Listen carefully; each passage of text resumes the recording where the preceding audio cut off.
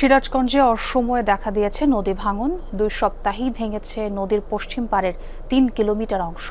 ক্ষতিগ্রস্ত হয়েছে ভাঙন রোধে নির্মিত বাঁধও।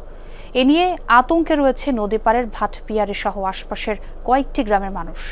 পানি উন্নয়ন বোর্ডের আশ্বাস, ভাঙন রোধে নেওয়া হয়েছে ব্যবস্থা, তাই আতঙ্কের কিছু নেই।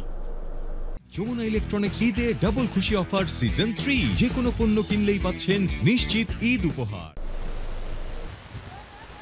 নদীগর্ভে বিলীন বিঘার পর বিঘা ফসলি জমি। জিও ব্যাগ বা সিসি ব্লক দিয়েও আটকানো যাচ্ছে না নদীর রুদ্ররূপ।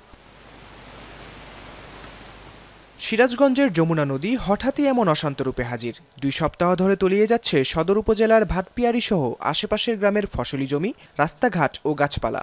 নদী ভাঙন পৌঁছে গেছে পশ্চিম পাড়ের মানুষের ঘরের খুব কাছ পর্যন্ত। স্থানীয়রা বলছেন, নদীর পূর্ব দিকে চর জেগে ওঠায় স্রোত আঘাত হানছে পশ্চিম পাড়ে। এপারের প্রায় 3 কিলোমিটার অংশ জুড়ে ভাঙছে যমুনা।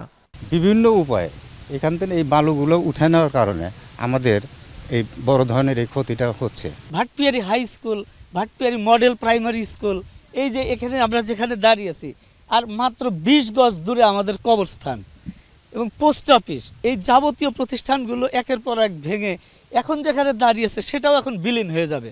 আন বাইঙ্গা সর্বশান্তি, আর কোথায় যাবো না, যাওয়ার মতো আর জায়গা নাই বাবু। স্থানীয়দের দাবি, অসময়ের এই নদী ভাঙনে ক্ষতিগ্রস্ত হচ্ছে পশ্চিম তীর রক্ষার্থে নির্মিত 4 কিলোমিটার দীর্ঘ বাঁধও। এতে ভাঙন আতঙ্কে নদী পাড়ের মানুষ। বাদ দিছিল, হ্যাঁ বাদ কি জানি ওই যে যার দেখাইছে মানুষের বালু কাইছে শেষ করে দিচ্ছে। একটা গোন বাদ দিলে বেড়ে আমার করে এই এলাকার জমি জমাগুলো উঠে যাবো। এখন 2-4 জনের যায় 1/2 ডিসিমাল থেকে 1 ডিসিমাল থেকে তারা ফসল করে খেতে পারবো। একটা বাদ দিলে আমাদের এখানে লক্ষ লক্ষ জমি উঠে যাবো, আমরা কৃষক সব আবাদ বসত করে খেতে পারবো। ভাঙন রোধে এরই মধ্যে পদক্ষেপ নেওয়া হয়েছে বলে জানিয়েছে পানি উন্নয়ন বোর্ড কর্তৃপক্ষ। প্রতি সপ্তাহেই এই জায়গাতে আমরা সার্ভে করতেছি, মানে নদীর মর্ফোলজিক্যাল পরিবর্তনটা কতটুকু করতেছে আর আমাদের প্রোটেক্টিভ ওয়ার্কে কোনো ক্ষতি হচ্ছে কিনা এটা আমরা করতেছি। এবং 1-2টা জায়গায় হিট করছে এবং একটা জায়গায় একটু ক্ষতিগ্রস্ত হয়েছে, আমরা সেটার সঙ্গে সঙ্গে এগুলো আমরা বস্তা দিয়ে এবং জিও টিউব দিয়ে এগুলো আমরা মেরামত করতেছি।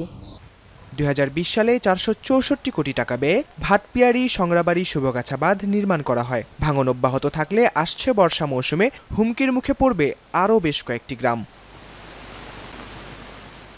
রাকিব সরকার, যমুনা নিউজ।